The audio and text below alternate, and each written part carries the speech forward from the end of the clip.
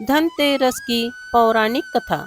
शास्त्रों में वर्णित कथाओं के अनुसार समुद्र मंथन के समय भगवान धन्वंतरी हाथों में अमृत कलश लेके प्रकट हुए थे। जिस तिथि को भगवान धन्वंतरी समुद्र से निकले वह कार्तिक मास के कृष्ण पक्ष की त्रयोदशी तिथि थी। भगवान धन्वंतरी समुद्र से कलश लेके प्रकट हुए थे, इसीलिए इस अवसर पर बर्तन खरीदने की परंपरा चली आ रही है।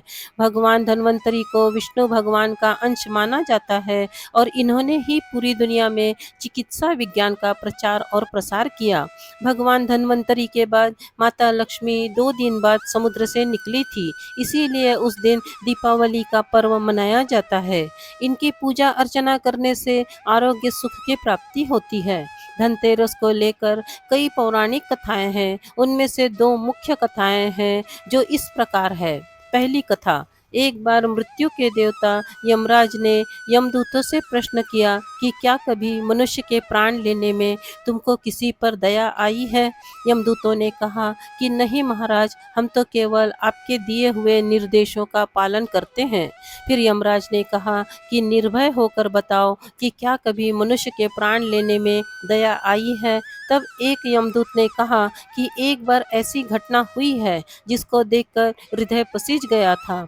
एक बार हेम नाम का एक राजा था, उनका एक पुत्र था। जब बालक की कुंडली बनी तो ज्योतिषियों ने कहा कि बालक का विवाह जिस दिन होगा उसके ठीक 4 दिन के बाद उसकी मृत्यु हो जाएगी।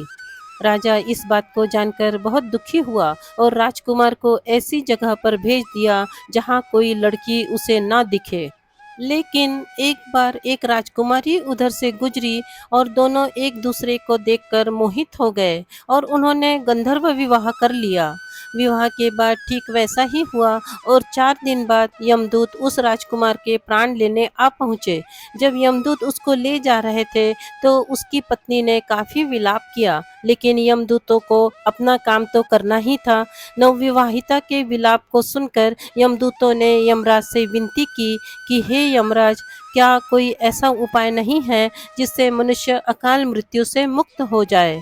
यम देवता बोले, हे दूत, अकाल मृत्यु तो कर्म की गति है। इससे मुक्ति का एक आसान तरीका मैं तुम्हें बताता हूँ। धनतेरस के दिन विधि विधान के साथ पूजा अर्चना और दीपदान करने से अकाल मृत्यु नहीं होती। इसी घटना के कारण धनतेरस के दिन भगवान धन्वंतरी और माता लक्ष्मी की पूजा की जाती है और दीपदान किया जाता है। दूसरी कथा।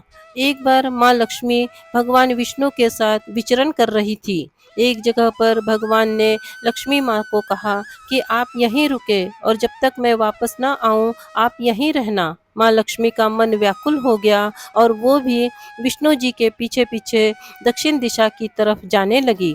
आगे जाकर सरसों के खेत आए। खेतों में लहलहाती सरसों बहुत ही सुंदर लग रही थी।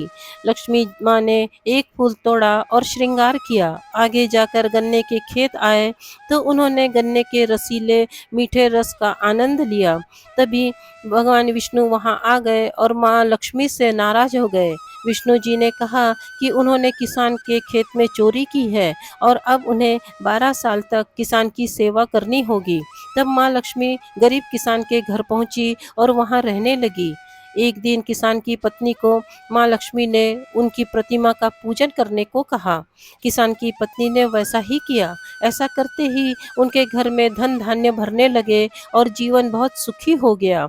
12 साल बीत गए। भगवान विष्णु माँ लक्ष्मी को लेने वापस आए तो किसान ने उनको ले जाने से मना कर दिया।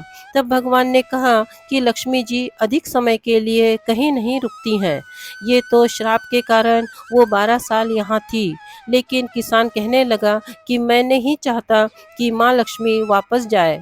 ये सुनकर माँ लक्ष्मी ने कहा कि अगर आप मुझे रोकना चाहते हो तो तेरस के दिन घर को स्वच्छ करके रात में घी का दीपक जलाकर रखना और शाम को पूजा करके एक तांबे के कलश में सिक्के भरकर रखना, तो मैं उस कलश में निवास करूंगी। इसी वजह से हर वर्ष तेरस के दिन लक्ष्मी जी की पूजा होने लगी। यदि आपको ये पौराणिक कहानी अच्छी लगी हो तो प्लीज़ इसे लाइक करें, शेयर करें और इस चैनल को सब्सक्राइब करें। धन्यवाद।